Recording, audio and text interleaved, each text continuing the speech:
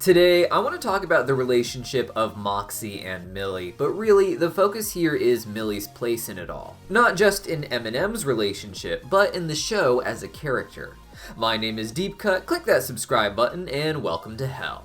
Now, for those who don't know, Millie is the only character in the main Helluva Boss cast who didn't seem to have some sort of plan or at least visual origin in Hazbin Hotel's story.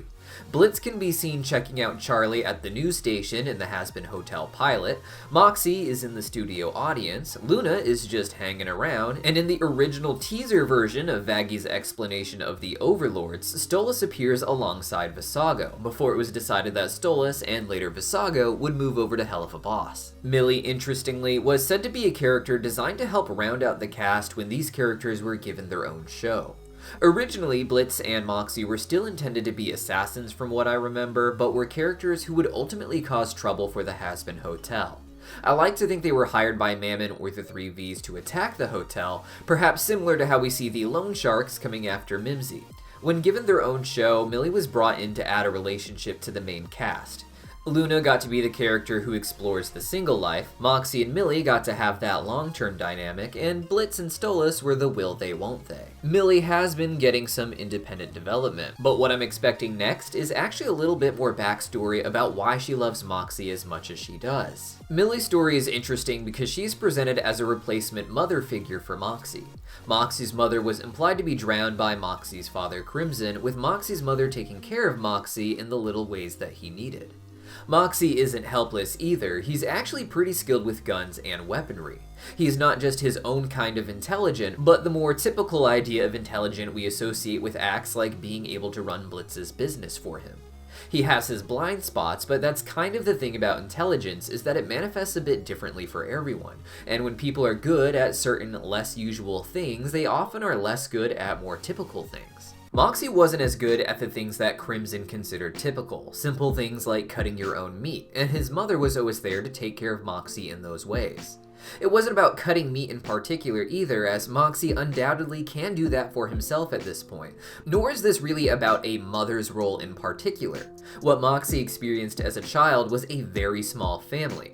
In a normal, larger tribal system, humans, or in this case imps, can all just take care of each other where they lack. As long as everyone is good at something, there's no need to be upset when someone isn't good at one thing in particular.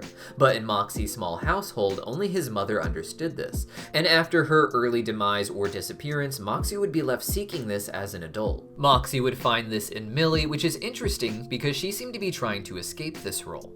In the recent Helluva Boss short focused on Sally Mae and Millie, we learned that Sally Mae is basically the one running the farm as an adult. She has the help of her parents and siblings, but she's basically the one running them while doing a lot of the heavy lifting, so to speak. Sally Mae indicated that Millie took on a lot of this work before she left.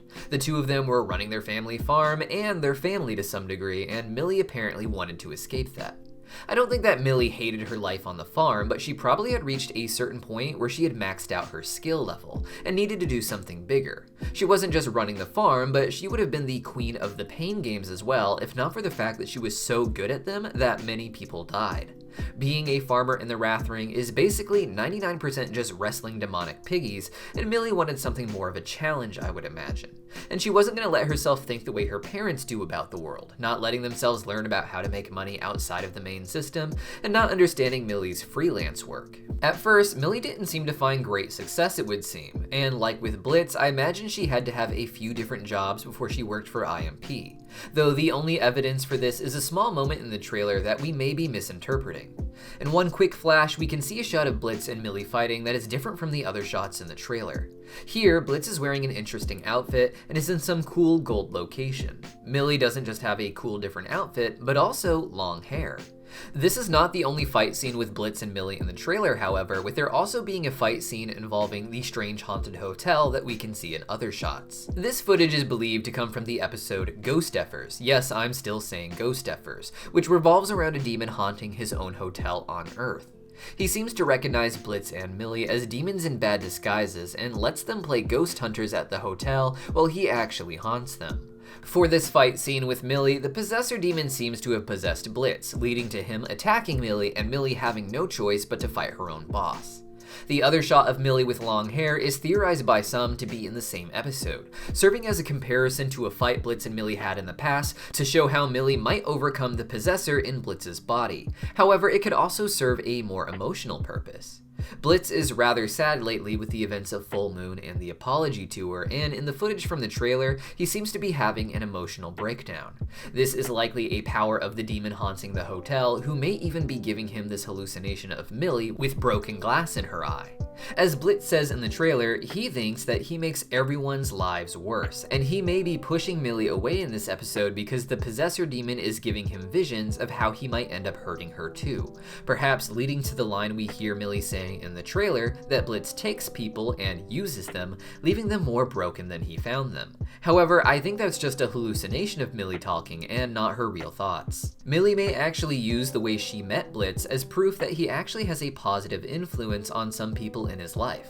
Millie, interestingly, is the only person besides Stolas who seems to actually like Blitz. She still recognizes how surreal it is that he manages to date a pop star, but as far back as the pilot and even beyond it, Millie was always charmed by Blitz.